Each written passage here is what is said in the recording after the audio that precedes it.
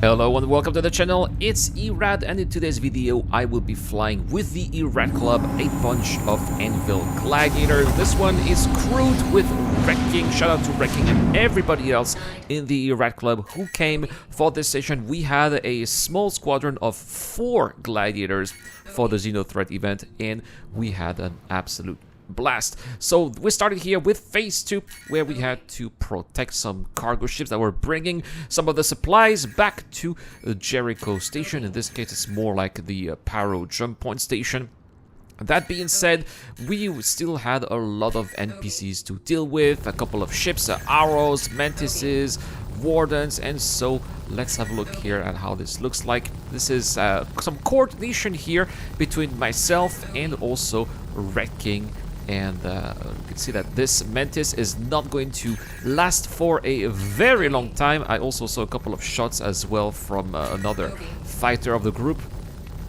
There we go, it's going to die very soon, and that's it. And I think that we were very impressed, myself and Wrecking, with how effective the Gladiator was, especially when we coordinated our attacks. And that was really the key here as a pilot. When you have somebody in the gunner seat, is really trying to not do gestures that are a little bit too abrupt, right? Try to do some smooth flying so that he can, or the person in the gunning turret here, can adjust their aim and really fire as much as possible on our target, or sometimes even continue firing as we are turning around, which is what I was doing right here. Now you may be asking why the Gladiator, right? Which is a very underrated ship. We barely see it in the verse. Unfortunately, people do not fly it so much, and I think that it's quite unfortunate because it does have its qualities. Now maybe some of you have watched Star Citizen Wars, which is my recreation of Star Wars in Star Citizen.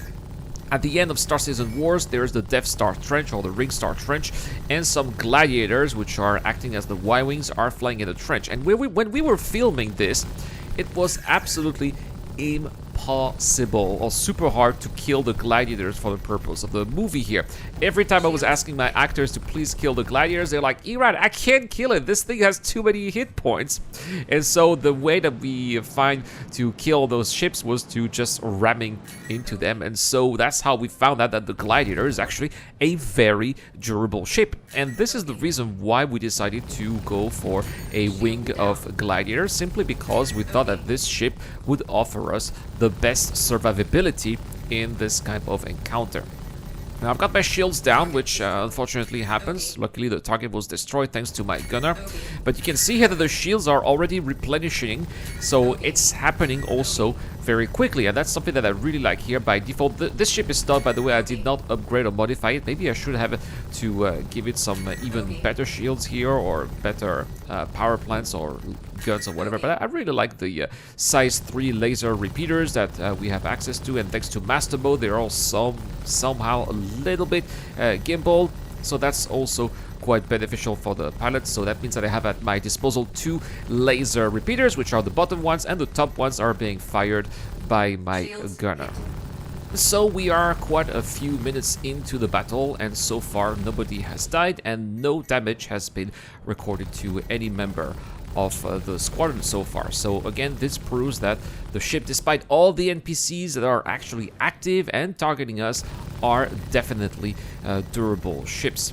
And we're going to continue, and we found out also we were quite effective with a gunner against other ships like an arrow, because the arrow definitely has the advantage of maneuverability over a Gladiator, but because the turret can fire in all kinds of direction, it really has a very nice 360-degree angle, then that advantage of maneuverability is already canceled. In this case, we were destroying another Vanguard Warden.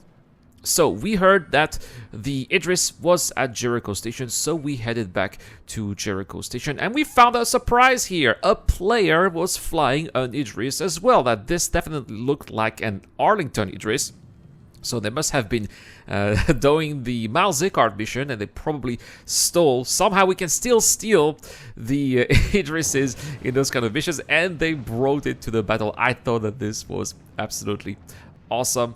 So I went right next to it and went for a little formation flight. Unfortunately, I realized after that I was flying upside down compared to their bridge, but I still think that flying alongside of Idris like that was a really nice touch and gave us a little preview of what it's going to be in the future when we're going to be taking part of events like these and players are finally going to be able to fly Idrises of their own. Now, probably this Idris was crewed by NPCs, so in the future, of course, it will be crewed by players. Anyway, we repelled the Idris here at the station, and also we managed to supply everything, so the time had come to destroy the enemy command ship. And the player Idris is already on the spot. I am waiting for my wingman so that we can have a coordinated attack, a barrage of size 5 torpedoes.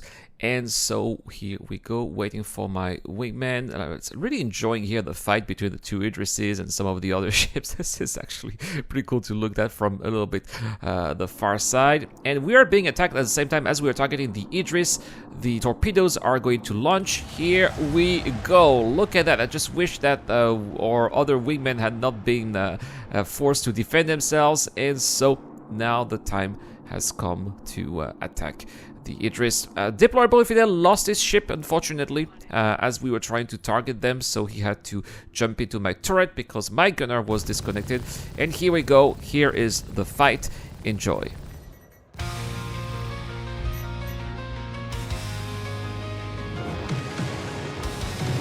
Okay.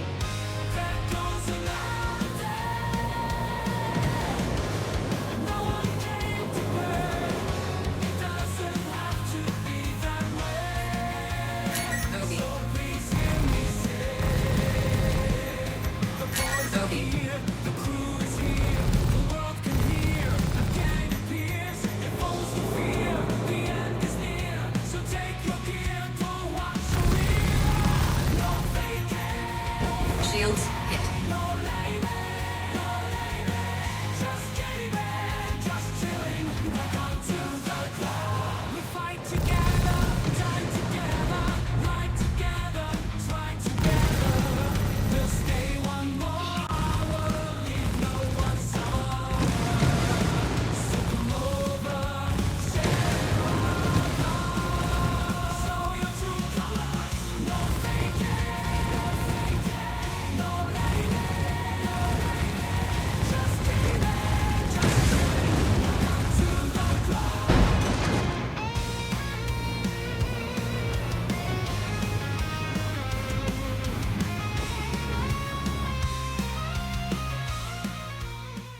Well, unfortunately, as durable as the Gladiator is, something one-shot us, and this was the end of it. So we decided to regroup and go into an 890 jump, fully crewed. All the turrets would have been manned. That was fantastic. But unfortunately, as we were about to depart, the mission had already ended. But that's okay. I guess we'll try that another day. This could make an interesting video in the future. Thank you so much for watching, guys. If you enjoyed this video, let me know with a thumbs up. Also, what is your ship of preference when it comes to fighting the Xenothreat? Also, let me know in the comment section down below. I would not be able to do all this content without my Patreon and YouTube members, including Dr. Frobin, Zero Crusher, Deplorable Fidel, Ducky to Ducker, and Shadow Rise. I've been Irad. I'll see you guys in the next one.